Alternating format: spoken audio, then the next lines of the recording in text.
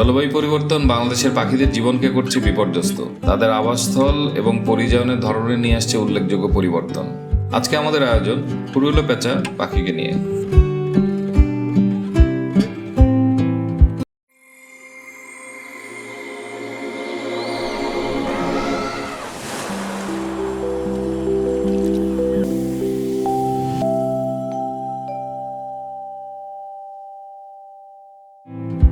বাংলাদেশের বনাঞ্চল এবং গ্রামীণ জনপদে রাত নেমেলে জেগে ওঠে এক নীরব শিকারী পাখি।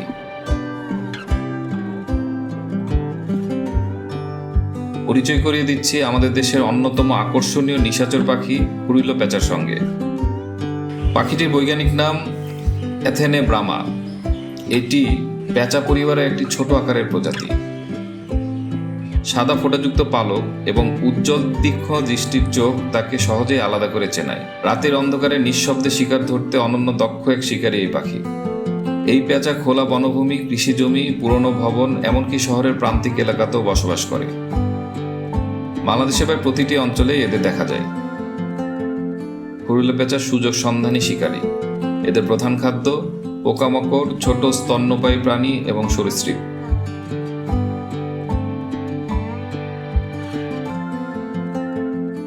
গভীর রাতে তার অসাধারণ দৃষ্টিশক্তি ও প্রখর শ্রবণ শক্তির সাহায্যে সামান্য নড়াচড়াও শনাক্ত করতে পারে এবং নিখুঁত আঘাতে শিকার ধরে।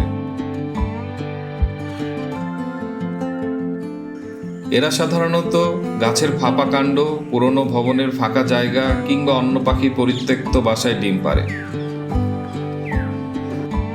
শুষ্ক মৌসুমে প্রজনন করে এবং নিরাপদ আড়াল করা স্থানে ছানাদের বড় করে তোলে। যতদিন না ছানারা নিজেরা শিকার ধরতে সক্ষম হয় ততদিন মা ও বাবা উভয় তাদের যত্ন নেয়। সহনশীল হলেও খুরুলো পেঁচা নানা চ্যালেঞ্জের মুখে পড়েছে। বন উজাড় ও নগরায়নের কারণে তাদের আবাসস্থল কমে যাচ্ছে।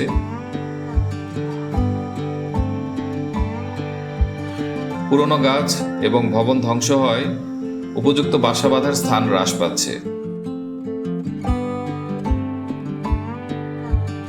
পাশাপাশি শিকার ও কীটনাশকের ব্যবহার তাদের খাদ্য সরবরাহেও প্রভাব ফেলছে।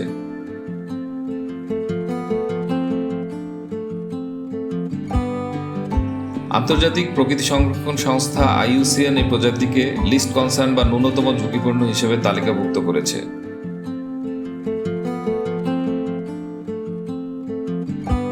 তবে আবাসস্থল ধ্বংসের কারণে অনেক এলাকায় এদের সংখ্যা আশঙ্কাজনকভাবে কমছে।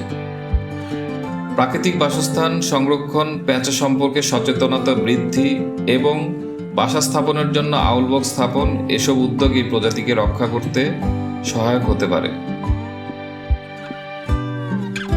জানেন কি খুরুলো পেঁচার স্বতন্ত্র কি ডাক রাতের নীরবতায় স্পষ্ট শোনা যায়?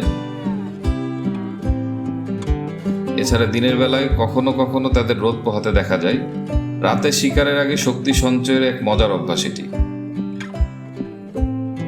খুরুলো পেঁচা তার নীরব উপস্থিতি এবং তীক্ষ্ণ প্রবৃত্তির মাধ্যমে বাংলাদেশের বন্য প্রাণবৈচিত্র্যের এক অনন্য অংশ।